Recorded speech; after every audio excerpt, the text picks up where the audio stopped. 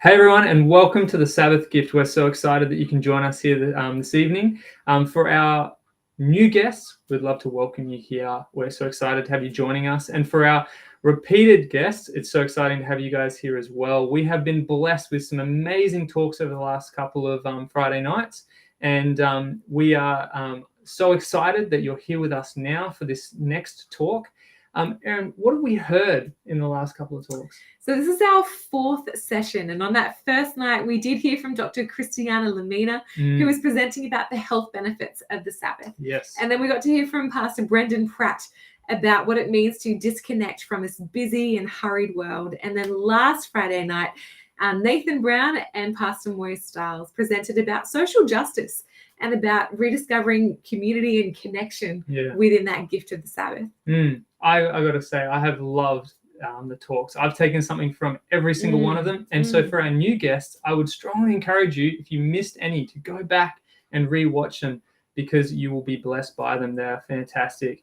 But we also have in our talks, we have this chat function, and we would love for you guys to interact with it. Communicate with us, connect with us, and tell us, where are you guys tuning in from? Erin, where are we? So we are not in Australia tonight. In fact, we are tuning in from Christchurch, New Zealand. We're on the tail end of an amazing holiday over here, and we are so looking forward to going through thousands of photos that we've taken over the last few weeks. We have. And so blessed to be in this part of our division. So if you do need assistance viewing tonight's webinar, please log into Zoom using the meeting ID that's coming up on your screen, and then select captions to help you view tonight's episode. We don't want you guys to miss a single thing.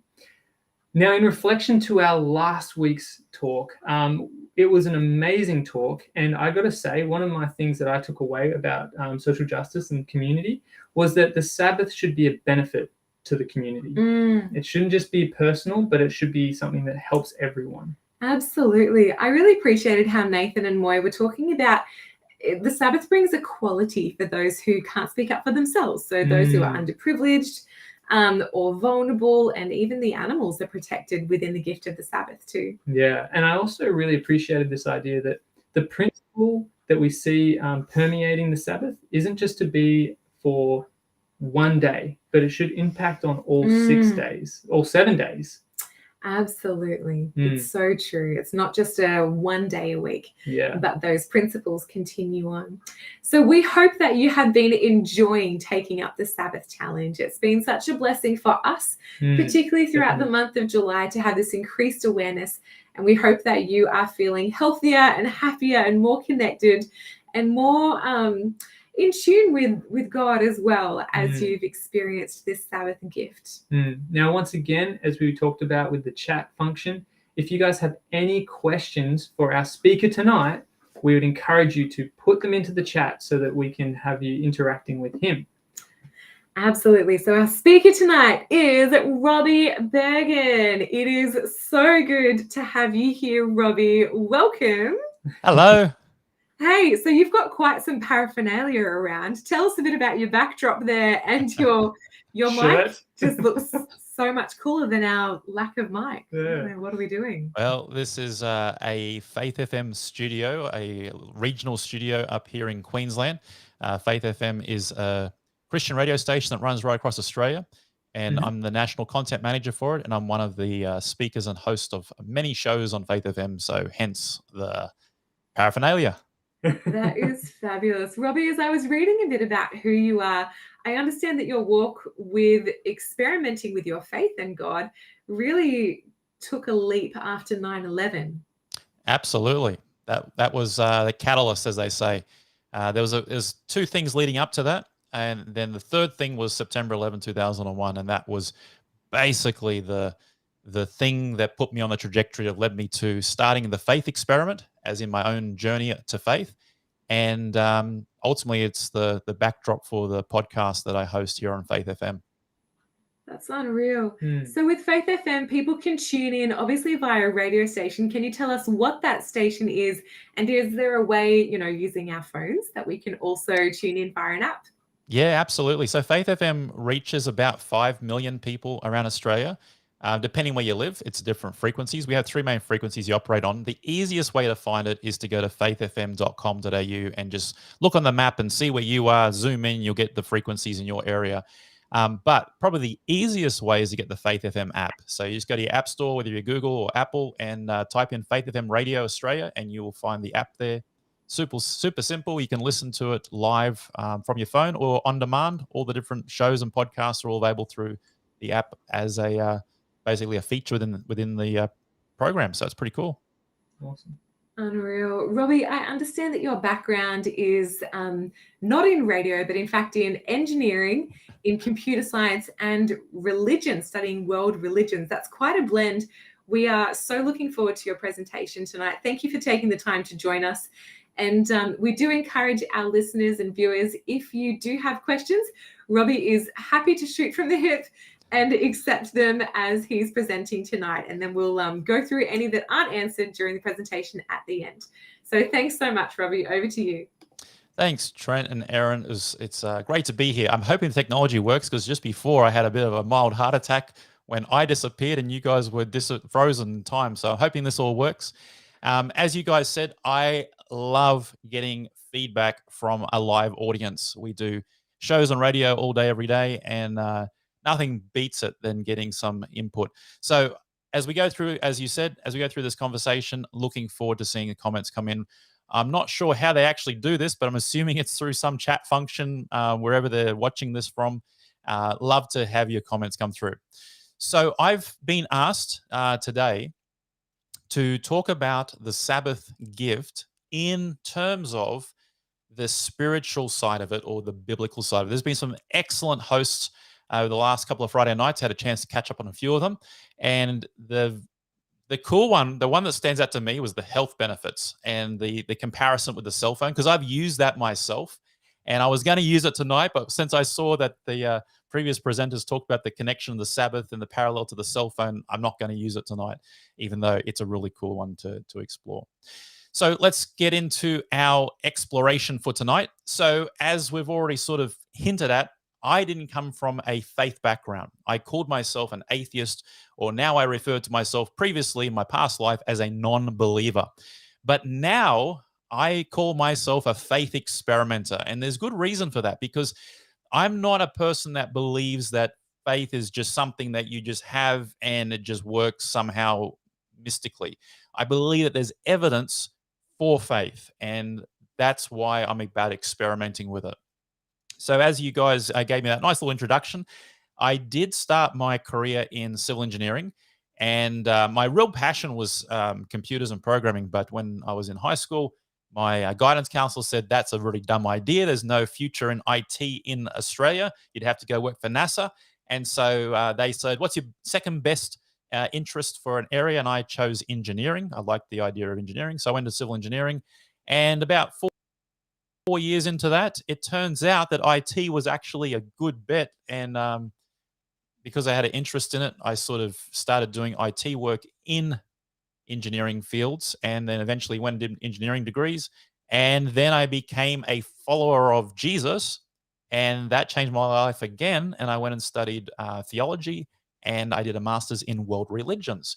I spent a lot of time traveling around the world, studying in different cultures, learning the different ancient religions and seeing parallels and finding context for that today. My favorite place of all time to live was in Taiwan, and studying the Asian religions. Now, what's all of that got to do with the Sabbath tonight? Well, I'm glad that nobody has asked that yet. If you did, I would be thrilled to give you a shout out. So text us in, message us in, how you're going to do it. And by the way, I should tell you, at the end of this episode, I have a great giveaway to give you. It's a book called The Sabbath Gift, a faith experiment. So if you want to get your free copy of this, stick around to the end of this webinar, I think they're calling it, and we'll give you a code word to text in to get your free copy of this book. So I came across God. That sounds kind of weird now, but I sort of came across God in the wake of September 11 in a quest to understand what religions believe about God. Because September 11 had happened, there was a war on terror, there was the American Christians against the Islamic extremists, and there's this constant perception of a holy war. So I started studying these ancient manuscripts in all these different religions, in Islam, in the Vedas from the Hindu text. I've studied the Buddhist text, and obviously the Old Testament and New Testament, or the Greek and Hebrew text of Christianity. And long story short, I discovered in the biblical manuscripts that there was evidence for God, testable evidence. And that's where the faith experiment begins in my own life. Now, that's a whole nother story. You can go check out podcasts for that on Faith FM about the faith experiment.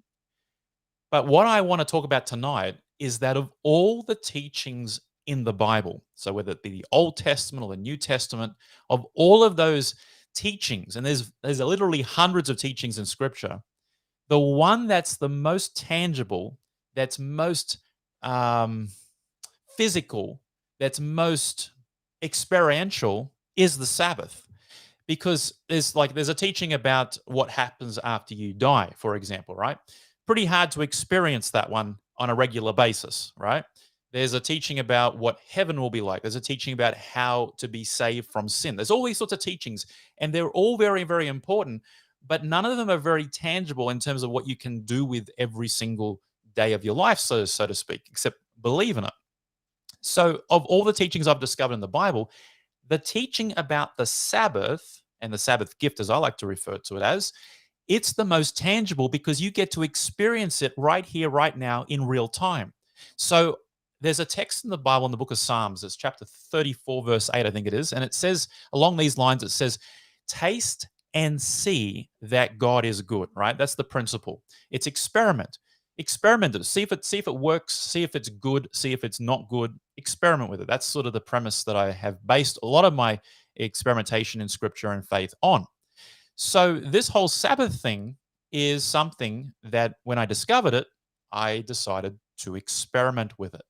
So let me give you some context. If you've never heard of the Sabbath, you've never studied what the Sabbath is about, you've never explored it from a religious perspective, I guess, I want to talk about some of those things tonight, right? So here's the first thing. My personality is I am naturally a workaholic, and that's not a good thing. I'm not putting it out there as to wear a new badge or something. A workaholic's not a great thing, right? But that's just how I'm wired. If I'm not doing something, I will create something to do. I've got to constantly do things. And my wife is frustrated no ends because we can be sitting at dinner and it's a nice romantic night, and she's looking into my eyes and I'm looking in her eyes, but while I'm looking into her eyes, I'm thinking of all the things that I need to do as soon as we're done with this, or all the things that I could have done better from what I did today. I'm constantly wired that way, right?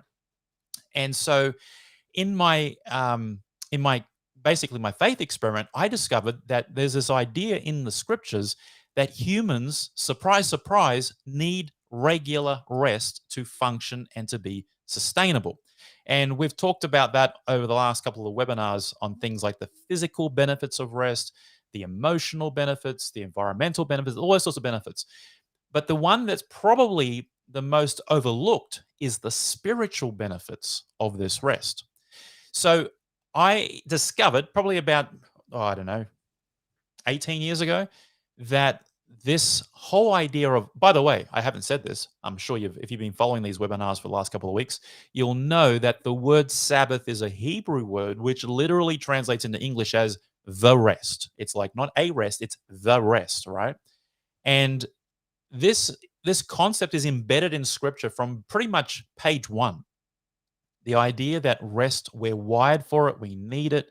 And so in this quest of experimenting with faith and the teachings of these ancient manuscripts, I discovered, surprise, surprise, that we actually need rest to be optimal in our performance mentally, intellectually, physically, emotionally, socially, and even for me, even for someone that's sort of wired to want to be always productive and always working and all these sorts of things. So let's sort of peel back a few concepts of the Sabbath idea. So God places this in the opening pages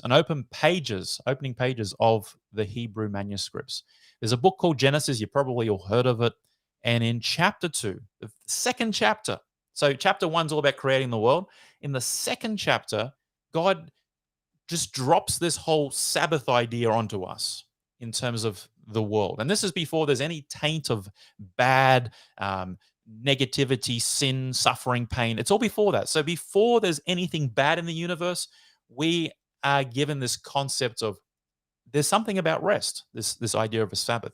And what's fascinating to me is that before it even becomes a thing, discovering it as a human perspective or being taught it from a human perspective, God decides to not teach it, but to model it.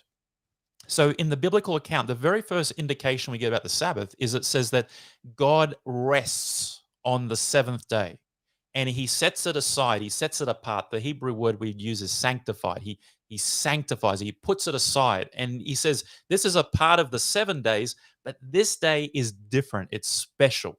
And then he models what he does with that day. It says that he rests from his work and that he just sort of embraces this idea of looking back and reflecting on what's been done versus what he has done and what he can do and what he will do.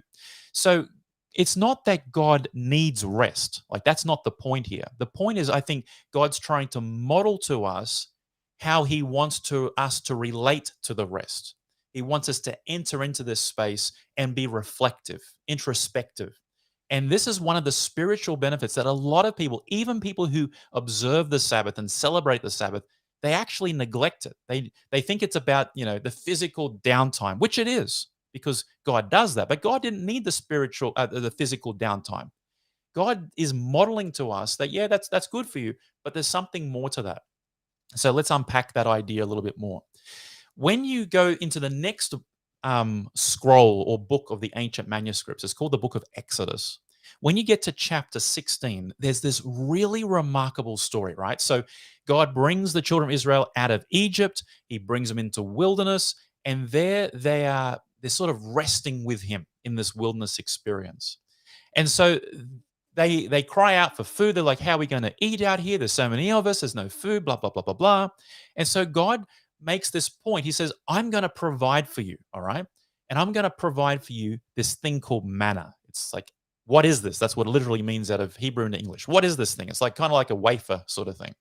And God basically says, I'm going to pour this thing out every day. You'll get enough for you to collect and have food for yourself, right? But then God says, I'm working a miracle for 6 days, but on the 7th day, I'm resting. I'm not even going to work my miracle on the 7th day. I'll give you double the portion on the 6th day. So double miracle on the 6th day so that you can rest with me on the 7th day. Now, this miracle process, it continues on for about 40 years, right? So, and this is before there's any 10 commandments. There's not a single 10 commandment at this point, because it was understood from creation that God had built into this time once a week where it was going to be a full 24-hour period entering into a rest. And yes, there's the physical side of it, there's the social side of it, but there's the spiritual side to it, because God's making the point, I'm not even going to work the miracle on the 7th day. I'm going to spend that time communing with you and you communing with me. So there's this recharging in a supernatural sense, not just like shut your eyes and don't work for 24 hours, physical sense. So there's this really interesting thing being developed. I call it the Sabbath thread in Scripture. It goes from Genesis right through to the last book in Revelation, this thread of the rest. And it's always connecting God and us together. It's not just about the sleep and the lack of work. It's about the connecting between God and us. So you get a couple of more chapters into the book of Exodus, and you find the 10 Commandments story, which you're probably all familiar with. You've seen a movie at some point about it. And God gives us those 10 commandments on 2 tables of stone. And on commandment number 4, so the first 4 commandments are all about our relationship with God, and the last 6 are all about our relationship with each other as humans. The first 3 are like things like there's only one God, don't have any other gods, don't make idols, don't take God's name in vain. When he gets to the 4th commandment, this is where God codifies this idea that we are to enter into this weekly rest on the 7th day. Every 7 days, this cycle happens where we recharge spiritually, all right? Now, what's fascinating when you study this law, this 10 commandments, right? One of them, the 4th one, the Sabbath one, is the only one that starts differently to every other one. What do I mean by that? All the 10 commandments start with, you shall not, or thou shalt not have any other gods before me. Thou shalt not take the woman, the Lord in fact. Thou shalt not murder. Thou shalt not commit adultery. Thou shalt not lie. But when it gets to the Sabbath one, it's the only one that does it this way. It says, remember the seventh day. Remember the Sabbath day. Remember, it's a holy time of communion between me and you. It's a holy day to reflect on creative power. It's holy. Remember it. Now, many scholars have seen that in this idea, when God's emphasizing remember the seventh day and this sort of appointment with Him each week, if we remember that one, every other one, so the other remaining 9 ones, will take care of themselves. If you remember to spend that time recharging with God spiritually, then you're not going to, if you're connecting with God this way, then you're not going to be worried it's not going to be so dangerous for you to go kill someone. It's not going to be so dangerous for you to go lie someone because you're connecting with God. So because you have that charging experience, supernatural charging experience with God, then you're sort of free from the rest of the commandments. It's a very interesting concept, and it takes a bit of time to continue studying that out. But it's fascinating that of all the commandments that God codified, this was the only one that He told us to actively do. The rest of them we were told not to do. So pretty interesting.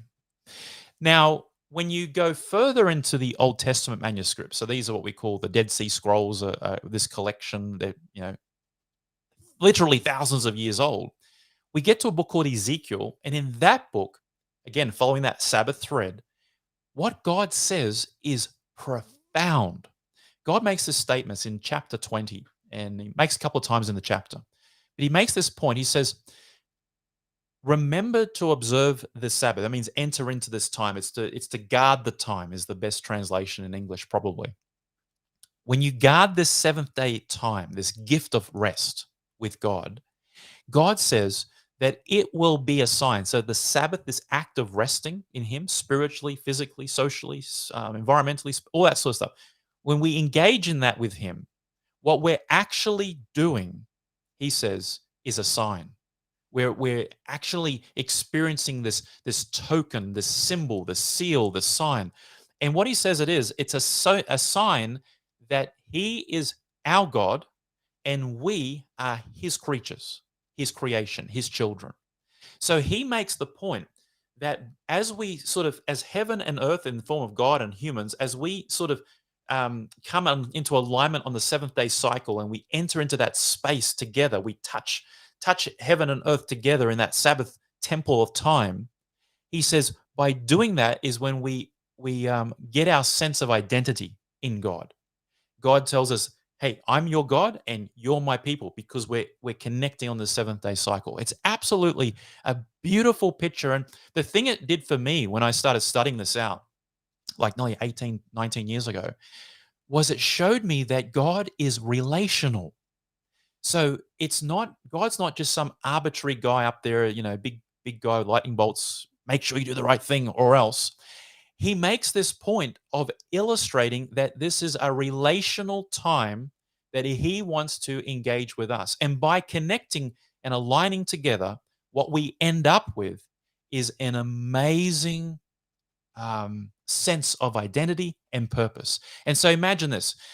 Let's say you're struggling to know who you are and what your purpose is in life, right? So you're struggling on Sunday, Monday, Tuesday, Wednesday, Thursday, and then Friday comes, and on Friday evening is when this Sabbath cycle kicks in. So we come into alignment with heaven on that cycle. It's at that time that we get that centering, that earthing, if you want to call it that, into who and what God is and who and what we are to God. And now we know who we are again. So then we go out of that space onto the Sunday, which is the first day of the week, and we go to the week again. So it's kind of this recentering every single 7-day cycle for us to know who God is and for us to know who we are in God. Now, when I first realized that the Sabbath was a big deal, it wasn't just something for the ancient world. It was something that God had intended for humans. And as long as you identify as a human, it's kind of a big deal for us, this Sabbath thing, according to the biblical manuscripts. Now, when I first grasped this whole thing, my first sense was intrigue. Imagine what would happen. Now, this was back like 2002, 2003, right? When I first was going down this thought process.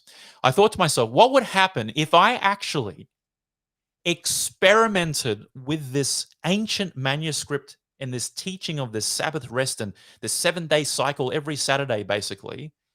What would happen? What would be the impact in my life? That was my thought, right? And so I thought, it was kind of hard because on one side it feels like I'm going to be less productive because I'm a super productive person. I'll be less productive by taking a whole day off every single week. But on the flip side, these manuscripts seem to indicate that if I do that, I'm going to be centered in knowing who I am and what God is, and then God takes care of the rest. Because there's a text that says, if we seek first God and his kingdom, God takes care of the detail. This is in the Gospel of Matthew. So I thought I'll try it. But I have to say this. The first problem that I had, or I faced, or challenge I faced with the Sabbath, is that we live in a super modern world compared to, nomadic people living in tents and, traveling around as the herds move around. We live in a different world. Even back, in early 2000s, it was a different world. And today it's gotten even worse. Right now we have social media, we have everything's in real time.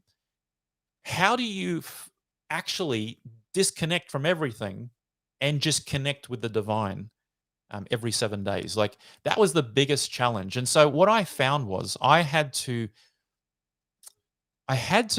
be clear in my mind what I wanted, because I had employers who would say, hey, Friday night, can you work back late? Or Saturday, can you come in early in the morning? Or Saturday night, I need you to do this. And basically, because I'm super productive, I want to get things done. I'm like, yeah. Okay, cool. I'll do it. But I had to come to a point, and at first it was hard, but now it's super easy. Like, I didn't have to think twice about it. I have committed to this experiment of every seventh day. I'm no matter what happens, I'm connecting with God. And the minute I started making it a priority and I put it in my calendar, like, nope, that's my busy time with God, right? When I started doing that, everything started to fall into place. And it's almost like you got to take a bit of time in seeing how serious you are with it. And once you get over that little hurdle, you never go back. I could never go back to not keeping a 7th-day cycle, because it's absolutely fascinating how life changes when you place your priority on connecting a 7-day cycle. Because here's the secret, right? In the ancient manuscripts, the biblical secret of basically, I don't want to say it this way, but I will. To see positive change in your life, there's only one secret to the ancient manuscripts, and that's by beholding God. We change, this is biblical teaching, we change by beholding God, right? And you go, well, how do I behold God that I can't see? You enter into the Sabbath rest. You enter into a time of what we call spending time with God each day as devotional time. But primarily it comes from spending a committed time each chunk of the week, which is the 7th day, and beholding God. And it's as a result of that, in my own life experience, that I have seen the most tremendous change in my life. Like, people who knew me back in the day, I was into martial arts. I was into all the substances and stuff that people are probably still playing around with. I was into the music scene. I was into all these different scenes. And I wasn't a happy person. I wasn't a nice person. I was an arrogant person. I was a very foul-mouthed person. I was all these different things. But I put it down to connecting with God and investing in the relationship with God, which he asked for, not me. I didn't ask for it. He asked for it. So I said, I'll experiment with it. And as I started this process with him, it has been tremendous on the results that I have seen. So I guess if you're watching this, you're kind of interested, right? You're wondering what's the benefit of a 21st century person engaging with this ancient tradition. Well, first of all, who says it's ancient? It is ancient in that it was given at the beginning, but it hasn't ended. It's never ended. It's been going every 7 days. It's there, a time and space that God has given to align with him, to connect with him. And so my advice to you, if you're sitting there and you're watching this or listening to this and you're thinking, it can't be as good as what Robbie's saying. I mean, surely just spending one day doing nothing can't change your life, can it? Well, I'm going to tell you it can. By connecting with God once a week on the day that he designates, I'm going to go out on a limb. I'm going to tell you that it is life-changing. It's transforming. You've already heard the health benefits, the social benefits. You've heard the environmental benefits, the justice benefits. You heard all those benefits. But I'm telling you right now, there is a supernatural spiritual benefit by putting God first and saying, God, you want to make a date with me on the seventh day? I'm there. Come hell or high water, as they say, I'm there. Now, you say, that's all sounds fictitious and fanciful, Robbie. Well, let me challenge you. I challenge you to try it. As the scriptures say, taste and see if it's good. So I would encourage you, I think over the last couple of weeks, you've been challenged to try out the Sabbath, to put yourself into a Sabbath challenge and just see for yourself what will actually happen. On the screen right now, they're giving you a link. You can sign up. You can do the challenge with other people. You can join a community talking about this, the benefits of the Sabbath, what you have experienced. It's an ongoing experiment. And I have found that some of my greatest days in my life in the last 18, 19 years has been because of my Sabbath challenge.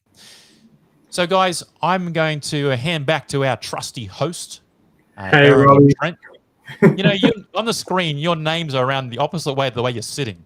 So it's kind of frustrating. It says Trent and Aaron, but I'm looking at you and it's Aaron and Trent. Quick, swap.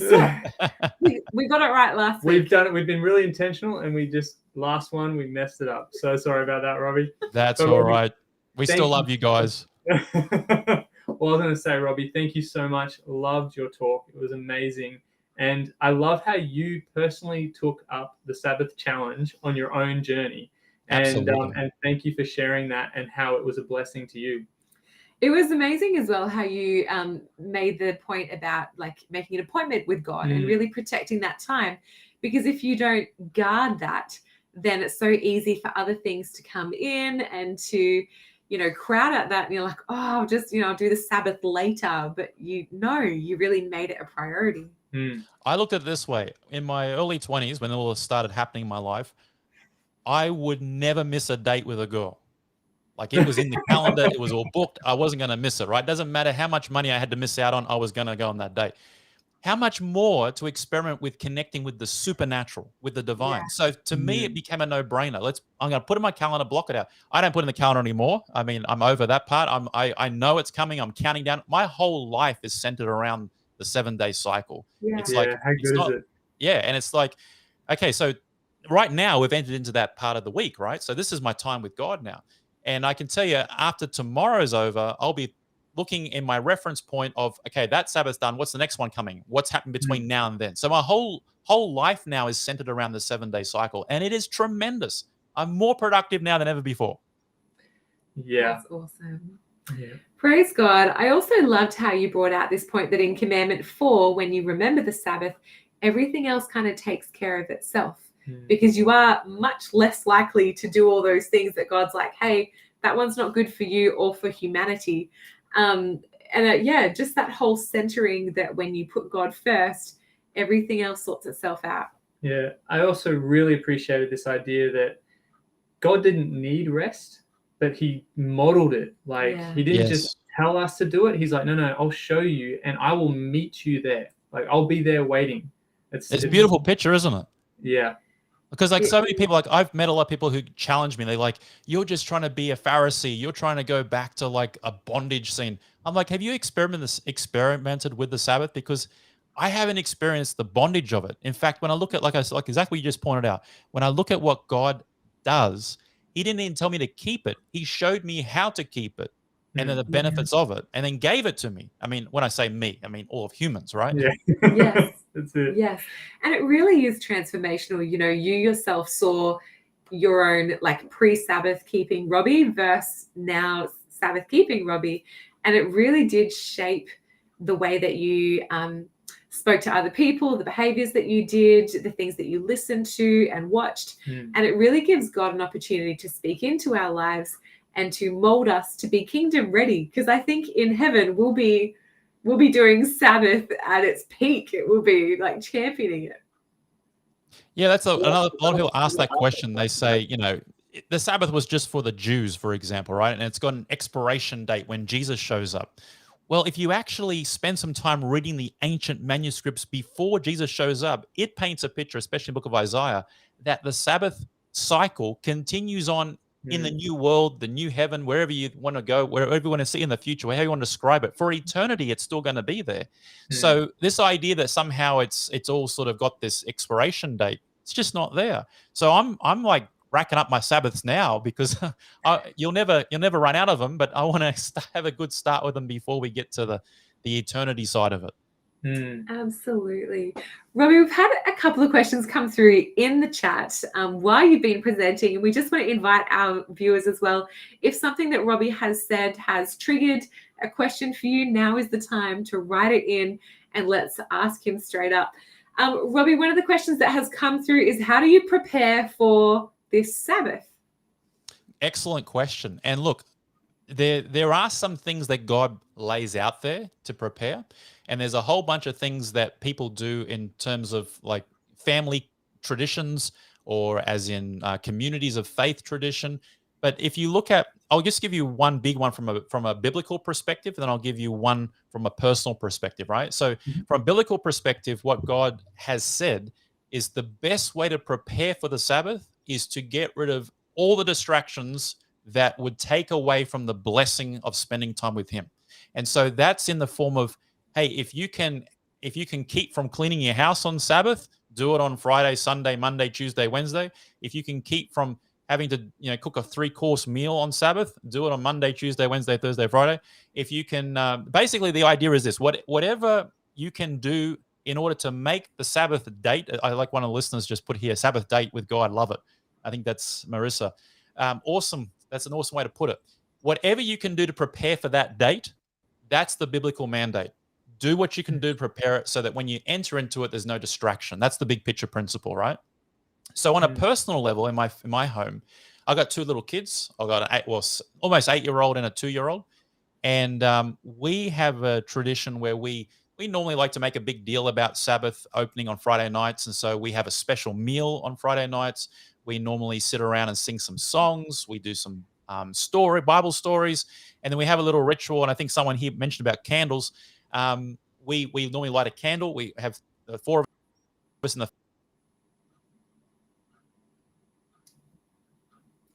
sin sort of thing, and it's this big deal for little kids. They love it, and so that's one of the ways we do. That's awesome. Sounds like a lovely way to start out and get the family all involved in it. We did have a question that came through, and we'll throw it back up for you there, Robbie. And they were asking, why don't we have to keep the annual Sabbaths? The annual Sabbath. Okay, good question from Ryan, it looks like. So there's 2 types of Sabbaths. Now, it can sound confusing in English, but if you read it in Hebrew, it's not confusing. So like I said before, the word Sabbath means rest, right? So there's the weekly rest, and then there are annual rest, or the best way to describe it is holidays. So, we get the idea of a holiday is a day off, right? In Hebrew, if you translate from Hebrew into English, you'd have a holy day, right? So that's kind of where the original idea came from. It's a holy day. So you didn't work on that day. So it was like a public holiday sort of thing. So in the Old Testament, specifically the book of Leviticus, there are 2 types of Sabbath. There's the weekly Sabbath, and that doesn't change. That's the one that Isaiah talks about forever and ever and ever. That's the one that we see in the New Testament. That's the one we see in Revelation and so on. So that one's there, right? That's the one we see in the commandment. It specifically says the 7th day is the day that God created and rested, therefore it's a Sabbath. The annual Sabbath, so what also known as the feast days, right? So these were days in the Jewish calendar where God had placed in this it was basically 7 feasts throughout, which took the whole year to get through. And there were specific days in that series that were called Sabbaths. So they were rests, right? They weren't the rest. It was just rests. And they were all to illustrate the coming of Messiah, right? So there was the Passover, there was the unleavened bread, there was the first fruits, there was Pentecost, there was trumpets, there was tabernacles, there was atonement. There's all these different rests, right? And so all of those are pointing to the work of Messiah and what he would do. And that's Jesus. And so Jesus fulfills all of those. And that's why the same reason we don't sacrifice lambs is the same reason we don't observe the annual Sabbaths, because they're one part parcel. And so that's generally seen as what we call the Mosaic law or the ceremonial law, which pointed to the coming of Messiah. That's unreal. Robbie, we've just got one or two more questions for you, and then we'll wrap up tonight. Trent, what was another one that came through for you? Yeah, one of the other questions that we've been hearing and been asked many times, and we've kind of had, I guess, touched on throughout the other programs, but can we do Sabbath without the God factor? That's a good question. Well, look, the short answer is you can have a weekly day off, no problem, without God. You can do it. And some people have actually done studies on this that I've read about, where they've compared people who do take a weekly day off in sort of the same shape and form, like, a full 24-hour period. They spend it focusing on family. They do all the things without God, right? And what I've read is, there are benefits to that, 100%. But you're missing the main ingredient. Like, for example, if I had an ex-girlfriend and I decided to celebrate her anniversary every single year, but I don't ever connect with her on her anniversary, I get the benefits of the anniversary, as in I go out to dinner by myself, I get time by myself, but I've missed the point of the anniversary. Do you know what I mean? Yep. And so, look, there's nothing stopping you from doing the 7-day cycle thing yourself, and I'm sure you will be blessed by it in elements of it. But you won't get the full package without the giver who created it. Yeah, I see you kind of lose that spiritual element that you've been sharing with us tonight. Correct. And that's key, right? Like, it's one thing to always look at the benefits we're going to get. If I do this, I'm going to get X, Y, Z as benefits. But remember, the Sabbath it's not about benefits. There are benefits, 100%, but it's not about the benefits. It's about the person that gave the benefits. So it's about coming back to the Creator. I just want to jump on that analogy too. I'm pretty sure if I went and had an anniversary without Aaron, I'd be in a lot of trouble. So defeat the purpose. It does, 100%. If I didn't get to enjoy it as well, and I think that's where you were talking about, God actually wants to connect with us, and for us to connect with Him, like the blessing goes both ways. Robbie, let me throw you. There's one more question from only Vicky. One. Yeah, from Vicky watching on Zoom. If there's any more to come through, speak now, forever hold your peace. What was the essence of the conflict regarding the Sabbath between Christ and the Pharisees? Excellent question, Vicky. I could spend another hour just on this one, but the short version is this. All right. So you got to know how the Pharisees came into existence. Basically, the children of Israel, God told them, if you turn away from the commandments, you will be, I'll step back, let you do your own thing. You can keep your idol worship and all that stuff, and you'll go into captivity of the Babylonians, which happened, right? After 70 years, they came back out of captivity. And when they came out, they were super, super zealous to not go back into captivity. And they taught their children, hey, the reason our grandparents went into captivity is because they turned away from the commandments, okay? And because they turned away from the commandments, they forsook the law, and it was all bad story. So for almost 500 years, the history had been passed down.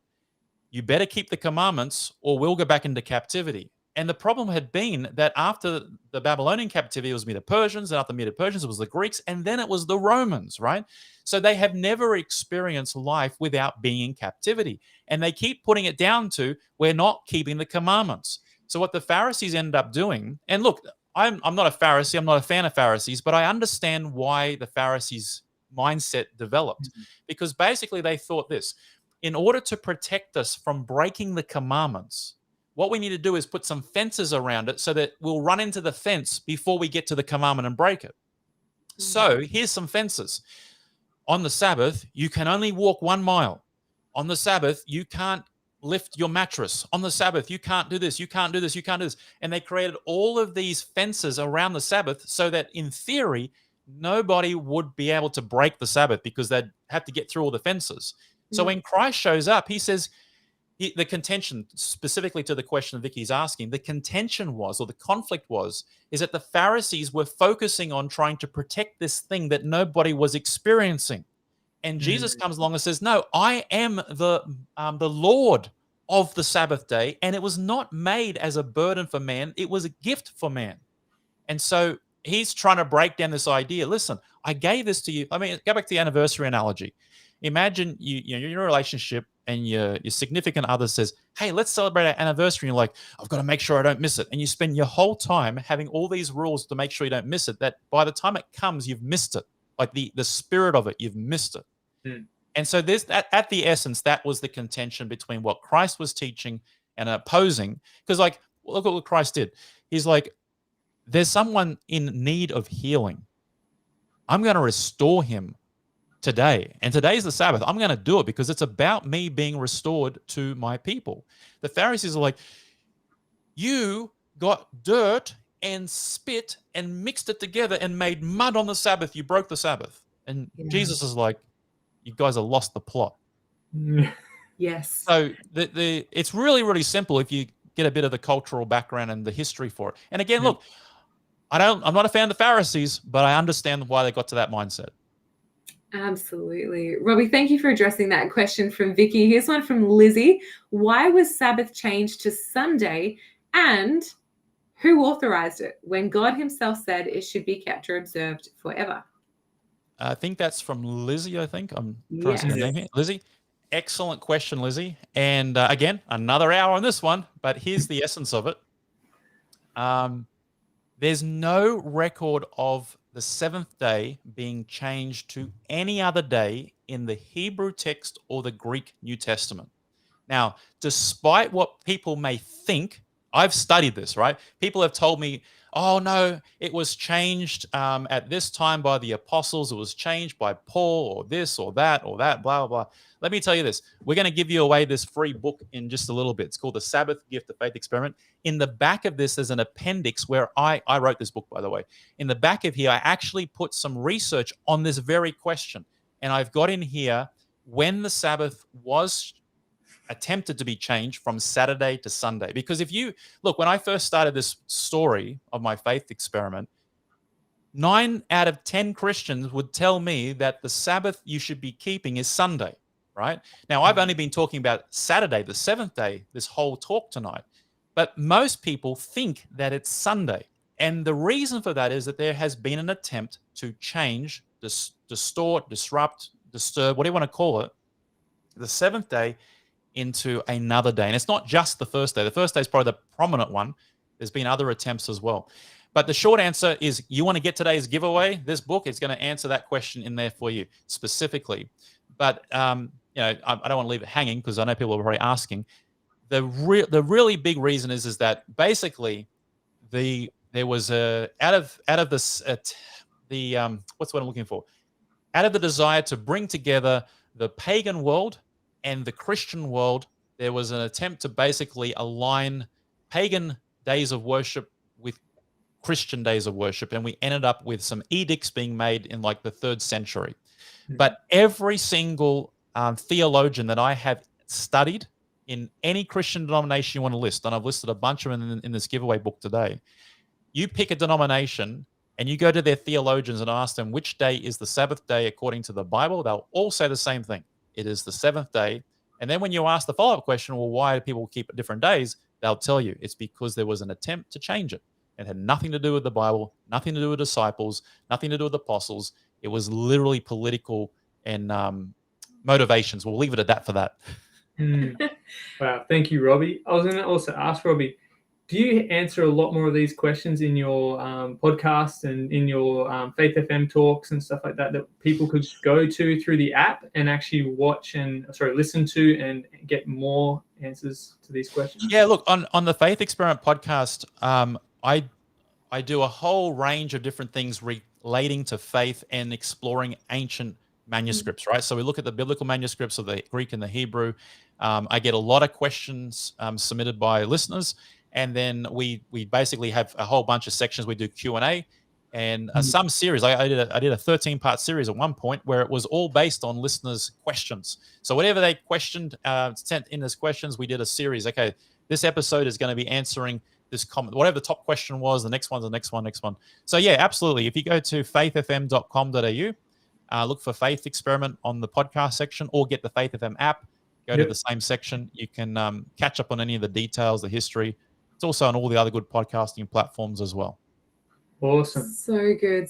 Robbie, just so appreciate your ability to speak to the questions that are coming in and to not be afraid of those hard questions, because I know that on our Sabbath Gift website as well, there is a frequently asked questions page, an FAQ, and that also addresses in written form a lot of what Robbie has been presenting and alluding to tonight. So we just want to talk about our giveaways tonight. There's two, Robbie, one from you and one from a listener as well in relation to the topic at hand. But please, you go first. All right. So I have this fantastic little book. It's called The Sabbath Gift. I can't get the camera. Here we go. A Faith Experiment. And it's really easy read. And it's basically, let me tell you some of the, I've got to sell the book now. It's free, but I have to sell it to you. So here's some of the table of contents, right? So the first part is the experiment of the Sabbath. Then it's the God-given gift, the gift thread. I talk about the gift thread going through all the scriptures. Talk about the gift of time, a gift of rest, gift of community, a gift of creation, a gift for eternity. We talk about how it's going to be kept for eternity. A gift for today. That talks about how to put it into practice today in the modern world we're living in. And then I talk about the Sabbath challenge. So I share my own experiences in it, and then I challenge you as the reader to go through and do the challenge yourself. And then I've got a little section here. I love this section. The internet's top 10 questions about the Sabbath gift. So these are some not objections, but like questions like some of these listeners have been asking. Like one of them was like, is there any other religions that have the Sabbath? I'll give you a clue. The Chinese. But anyway, let's keep going. And then I've got a section here, the Sabbath in Scripture and the Sabbath in language. This is fascinating. The Sabbath is mentioned in numerous languages for the seventh day. So anyway, if you want to get this great little book, we're going to throw it up on the screen now. You need to text in a code word. So you take out your phone, you open up your texting app, you send a text message to 0488 453 11. That's the Faith Experiment number, 0488 453 11. And then you're just going to send a message. And the message just has to say the word Sabbath, nothing else. Don't say please, thank you, really enjoyed your amazing conversation. No, none of that stuff. Just text in Sabbath, 0488 453 11. There's an SMS bot. It's not a human. It's a bot. And it's going to ask you for your name and your postal address. And then we're going to get this sent out to you absolutely free as a thank you for you tuning in tonight, and also for you to dig deeper. And one of the cool things here, if you want to go back to me for a second, I want to show you something. At the end of each chapter, there's a section called the Sabbath Challenge. And there's a specific challenge for you to put into practice based on each one of those chapters. So you don't want to miss out on this. It's a great book, even if I write it myself. I love that. Thank you for sending that out for free as well to our listeners. I think it's such a privilege to receive a resource for free that you don't even have to pay for postage for. So really appreciate that. That's a way that people can continue their Sabbath challenge. Yeah, absolutely. Robbie, thank you for your presentation tonight. One of the other gifts that has come through from one of our listeners. So if you are watching this from the Geelong area in Australia, the pastor of the Geelong church, Pastor Jeremy Totuati, sorry if I mispronounced your surname, but him and his wife do beautiful Sabbath gift candle boxes. And so if you live in that area, jump onto our Sabbath gift website and shoot us an email via the Contact Us page, and we will get a Sabbath gift candle box, which is a really lovely family tradition to light a candle. It kind of reminds us to slow down and be present. And we are just, really wanting to be able to give one of these candle boxes to someone who's viewing here tonight. I love these lucky door prizes. I think it's an amazing opportunity. As well, on our website, you will find some information there about the Sabbath Challenge. And so the Sabbath Challenge is all about what, Trent? We've been doing this for the month of July. We have. So yeah, for the month of July, we've encouraged every one of our listeners to take up this challenge, to take 24 hours from Friday to Saturday, Friday night, Saturday night, where they just take a break from work, from shopping, from media communications, just to disconnect from pretty much the busyness of the world, and to actually take time away from that and just relax, rest. And as we've learned tonight, we can, do the things of like reading a book, writing, going for bushwalks, getting out in nature. We can spend that time with at a picnic with family and with friends. And we've even discussed earlier tonight about the importance of it being beneficial to others. So like visiting lonely people or people that might be sick and unwell.